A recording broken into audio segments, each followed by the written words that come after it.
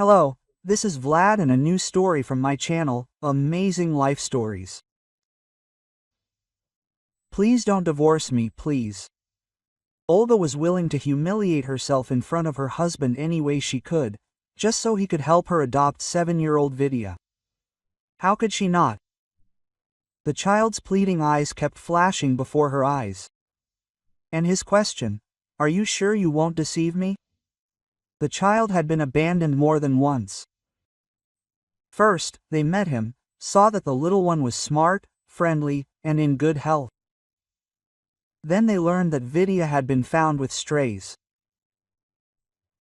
They took care of him as best they could, but they couldn't tell them anything clear about where they got him. They said that his mother, a homeless woman, had abandoned him and that she had died. No one wanted to take in a child with problematic genetics. People began to notice that the child sometimes couldn't find the words. He looked as if through the person he was talking to. And although a mild degree of autism had not yet been confirmed, everything indicated that over time there would be problems with this boy. So the teacher said to Olya, "Well, what are you getting yourself into? Wealthier people have abandoned you, and you are so bright, and besides, you are not married." That was 2 years ago. Then Olya came up with the idea of entering into a sham marriage with someone trustworthy in the eyes of child protection authorities. This would increase her chances of getting the boy. Olya visited Vida often, and they became close. The child was reluctant to trust her for a long time, but eventually they became like family and couldn't imagine life without each other. They even looked similar, oddly enough, green-eyed, red-haired, and freckled. Not a common type. And yet, two rays of sunshine found each other in the cold land of loneliness. Olya chose Anatoly, a womanizer from the village, as her husband. He had already been married 3 times by the age of 28, and that was only officially. He couldn't have children, and he didn't want any. Broad-shouldered, with thick, almost gypsy-like black curls, he was sure there would always be a woman nearby. And it doesn't really matter what her name is, or what she looks like either. As long as she fusses around him, looks admiringly into his eyes, asks for nothing, and turns a blind eye to his pranks. Anatoly called this the ability to care and prepare for marriage. "What, have you already forgotten your Andriushka?" And they used to say, "You'll remain an old maid." No, don't get me wrong. Your 26 is hardly old. But it's still suspicious. For 6 years, you didn't even look at men, and then suddenly, forgive me, but you're throwing yourself at him. What's the catch? Anatoly showed a certain interest in Kolya and even found the situation piquant in which the strange red-haired sacrament of the village suddenly throws herself at him. The villagers were suspicious of Kolya.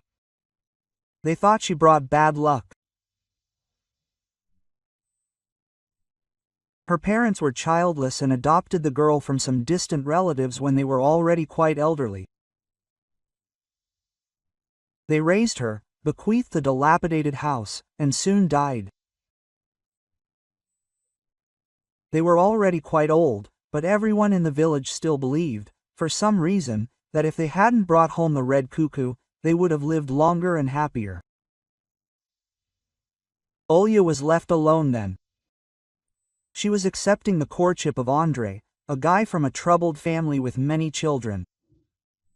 They were already planning to marry, and everything seemed to be in order. She didn't have much, and the groom had even less. Well, what a match. But Andrei never returned. Apparently, he sent a letter telling her not to wait. The postwoman read it. She was very curious. So the whole village, including Tolik, knew what it said. It said, "I loved and love you, but I won't return. I can't bear to see my family in this place where I felt so bad." I can't handle you, and we'll only bring each other more misery. So let's each build our own lives. Well, then there were apologies, tenderness, and all that jazz. From then on, Olya withdrew. From a cheerful, tiny, plump laugher, she turned into a skinny, almost transparent girl with perpetually sad eyes that seemed even larger. She worked herself to the bone, wanting nothing and striving for nothing. Sometimes she went away somewhere. Rumor had it that she had found a boyfriend and was secretly seeing him. But Anatoly didn't know for sure, since Olga hardly interacted with anyone in the village except for the late Baba Anya, her friend and adoptive mother. And then she died, and you couldn't get a word out of the girl. Everyone had already started saying she'd go crazy or go off to that supposed boyfriend. And then this somersault. Tolek found this very suspicious, so he asked why she suddenly suggested they get married. And at the same time, I expressed all my thoughts, including the fact that Olga might be expecting a child from her unknown suitor and wants to pin it on Tolek, but he wouldn't fall for that. Quote, "Don't worry, I'm not pregnant. And I don't have a lover in town either. Although it doesn't really concern you," Olga began sternly. That is, Anatoly was simply dumbfounded with amazement. Quote, "Look at those brazen girls, wandering around wherever there's no need, offering themselves as wives and saying other such things. You seem to have debts on your loans, after all." She got down to business, Olya. Well, let's say Tolek really did. He once got drunk and smashed a local store and was forced to pay the debt to this day. He was young, and he didn't work very hard, and he loved the high life. So he got involved in these loans, bought a car and just money so he wouldn't have to work for a while. Now he was in a difficult situation. "So, I need a fictitious husband while I adopt a child. You'll solve your problems." "True, I don't have much, I'll warn you right away." Olya named a modest but pleasant sum. Tolya figured that he would take on half the loans. He'll pay it off and even get a pretty good-looking wife. Yes, he'll have to put up with some brat from a grandfather's home, but oh well, marriage requires sacrifice. Just don't tell anyone in the village. I don't like gossip, Olya added. Oh well, we'll be living inefficiently. Well, you know. Tolya winked rakishly. That's exactly it, we won't live together. I don't like you, and you don't like me either. I forgot, we even fought as kids, and you called me a witch, Olya reminded him. So, you want to buy me or something? Anatoly was surprised.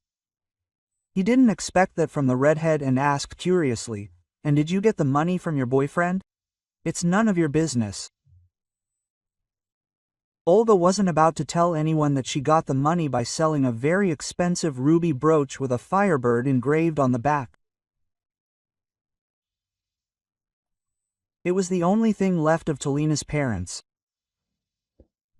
Her adoptive mother had said before she died that this thing should only be sold in extreme cases. And so that Olya wouldn't be deceived, she gave her the contact information of a family of jewelers in the city. Olga was surprised back then that her biological mother had such a thing. She questioned her adoptive mother at length, but she never really said anything. It was obvious that the subject was a sore point. To Olya, this brooch seemed like a thing from some other world. She would never part with it, but no matter how you look at it, a living child waiting for her is much more important. So she decided to part with her only treasure, just to become Vidya's mother. What's wrong? Did you give away all your parents' savings or mortgage the house? And here Tolya, a psycho, tried to find out something. Olya didn't tell him anything, nor that she'd only offered him half the money. She planned to spend the rest on making their life easier in society. The boy could need a lot of things. That's how they became fictitious spouses. They registered in the city so no one would know. Anatoly went with her to the adoption, and when everything was almost done, he suddenly decided to get a divorce and extort money. Quote, "Well, we agreed. What, are you not a man? You have no heart," Olya said indignantly. "Mortgage the house if you need a child." Anatoly himself didn't know if he had a heart left. First, he needed to pay off the second part of the loans, and only then talk about high things. He immediately realized that Olya was a weakling. So he decided to squeeze more money out of her and thereby solve his problems. Quote, "Fine, but you'll only get the money after the adoption procedure takes place," Olya said through clenched teeth. "Or what?" Tolek asked. "Or get lost," Olga said decisively. Well, then you're screwed," Anatoly chuckled. "And that's none of your business." To his surprise, Redhead showed unprecedented decisiveness. He had to agree to her terms. He was even sure she wouldn't give him the money later, and had even given up on it beforehand. He'd been prepared for this outcome. After all, he wasn't some kind of beast. Well, he tried to get something else for himself, and if it didn't work out, so be it. But, to his surprise, Olya gave him the money after he waived all rights to the child, and they divorced. Tolya even considered refusing the reward, to show his generosity. After all, he'd even begun to like Redhead, and he began to imagine her as a wife. But without this orphanage, he didn't need other people's cuckoos. So Tolya looked at the happy women and child, shining like polished pots, and realized he was completely out of place there. He already had a family, he wasn't needed there, and that red-haired beast wouldn't part with the cuckoo. So he took his due and forgot about the whole thing. Only occasionally, when he saw Olya and Vidya laughing merrily, would he twirl his finger at his temple. So what did he care? After all, the loans were paid off, life was good. That fool would have lost her money anyway, either with Tolya or someone else. People like that are destined to be cheated. Even that weak-willed Andrei abandoned her. That's how Tolek soothed his conscience. Olya, meanwhile, was left almost penniless, but she wasn't downhearted. She had a job, and she had Vidya. She sold milk on the highway, and for the first time in a long time, her life finally found meaning. Quote, "Mom, I don't think you'd be mad at me if you knew how I took advantage of your only gift," she said aloud to her birth mother when her son had fallen asleep yet again. "You see, he's changed so much. All the quirks and inhibitions were gone. He no longer forgot or mixed up words and was scheduled to start first grade at the end of the summer." Olya showed her son to the village teacher. She said he was prepared, but certainly no worse than the average child, and she didn't notice any developmental issues. However, the boy often cried and ground his teeth at night, and he still didn't want to play or make friends with the local village boys, but there was another explanation. The evil village gossip suddenly came up with a new story. They said Olga had once had this child with Andrei, but kept it a secret, and now she'd come to her senses and decided to adopt him. You see, he felt ill will toward his mother and avoided all strangers. He was still little, but he still understood that a smile on your face didn't always mean a good relationship. "Mom, I'll try to grow up quickly and help you. You won't regret choosing me," he said before going to bed that day. Of course, That's how it would be.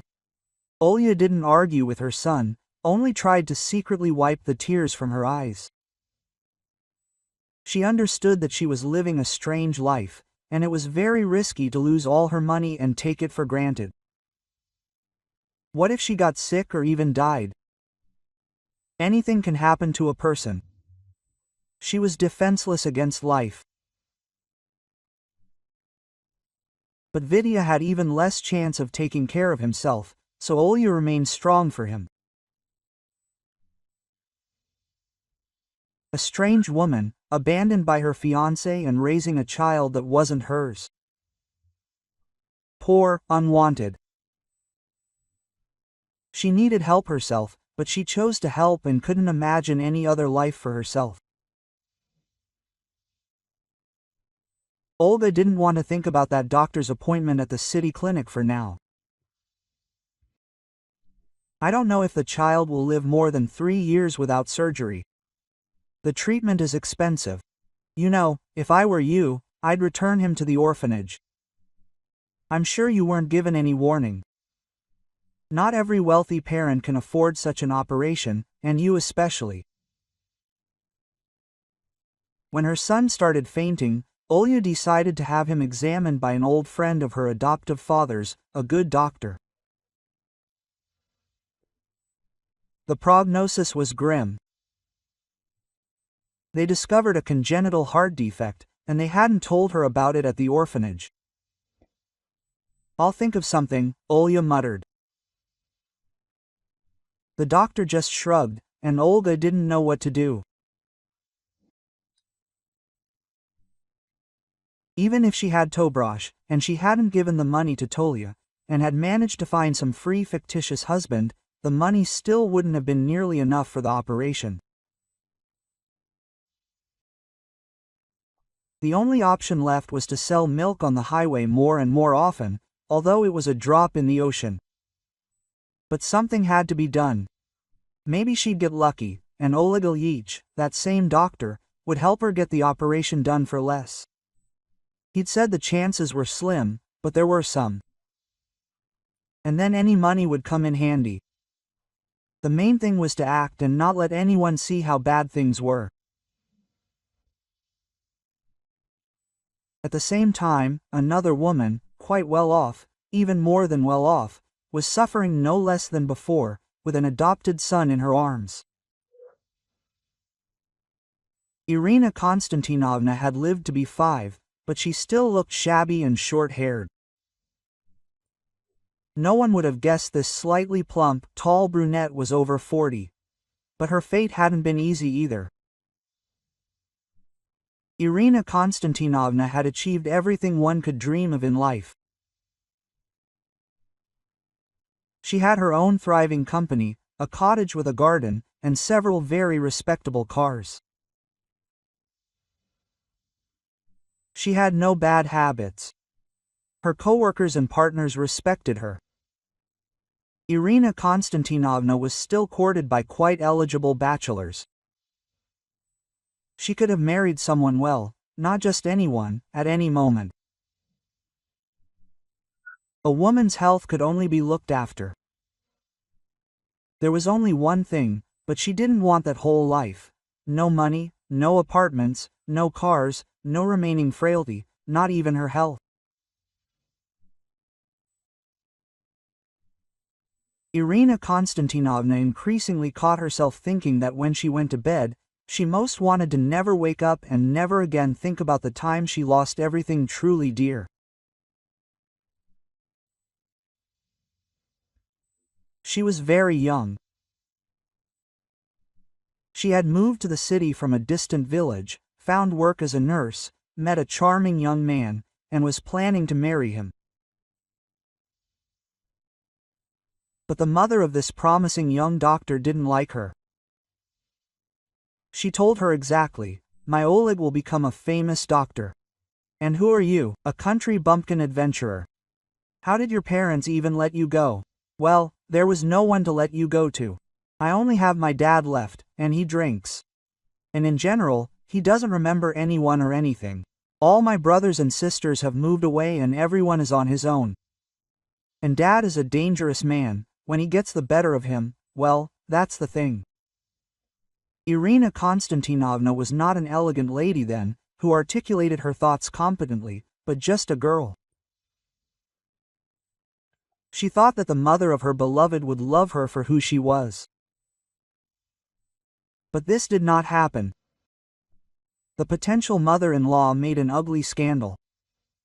Then Oleg disappeared altogether. He quit the hospital, did not answer her calls. And then Irina found out that she was pregnant. She was not depraved, but it simply seemed to her that Oleg was practically her husband. She trusted him. So what was she to do?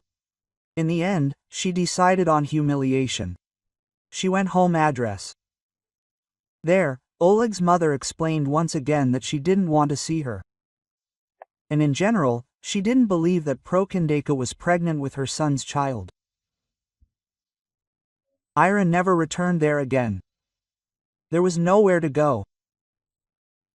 The only thing left was to turn to a distant relative in the village to adopt her child. She was going to get back on her feet and take her daughter back. Ira decided to become selfish. She married an elderly patient, a jeweler, was an honest wife to him, and the first thing she did was send her relative an expensive gift. A brooch with a firebird, when her husband began to shower her with gifts and dress her up like a doll. Soon he got tired of her. After 2 years, Ira was left to her own devices again, but she already had some savings and connections. So she opened a small jewelry department in the store. She bought jewelry herself from private artisans. And since Ira had good taste and knew what would suit whom, things went well. A couple of years later, she took out a mortgage and decided to take her daughter. But when a distant relative found out she wanted to take the child, said she had gotten used to her, and disappeared, Ira searched for her. She needed more money to hire a detective. Irina began working even harder. She married a second time, to the right man, who took her business to previously unattainable heights. But no amount of money helped. Her daughter was never found. It was as if that relative had vanished into thin air. And what happened to her now? Maybe she died, that's why she disappeared, or is she living in some remote place, like this unfortunate girl? Irina Konstantinovna involuntarily slowed down next to a young red-haired woman sitting with cans of milk on the highway. Her daughter could have been like that. She took after her father. He, too, was red-haired and green-eyed. Irina Konstantinovna hated everything connected with the village. She didn't want to remember her eternally angry father and her unhappy, obedient mother, who had died early. It would never have occurred to me to buy milk if she hadn't been such a redhead and seemed to radiate light, despite her shabby clothes and exhausted appearance. Quote, "Hello, how much does milk cost?" Irina Konstantinovna asked. "How much will you give me? It's time for me to go home." She wanted to leave, but then she thought about it. Olya had really given up hope of selling anything and was about to leave. There were days when nothing, or almost nothing, was bought. But this time, it seemed, luck had fallen in her favor. Well then. The stranger held out a large bill. Quote, "Oh, why are you asking me that much? I can't take that much." She began to make excuses, blushing with tension. It was obvious that the girl really needed the money. Her conscience just wouldn't let her take it. Then Irina suddenly came up with a plan on the fly that she needed to live in the village for a while. And this money could also be taken as part of the rent. She would even add some more. Quote, "Oh, no, what are you saying? You probably won't like it here. There's a hotel nearby."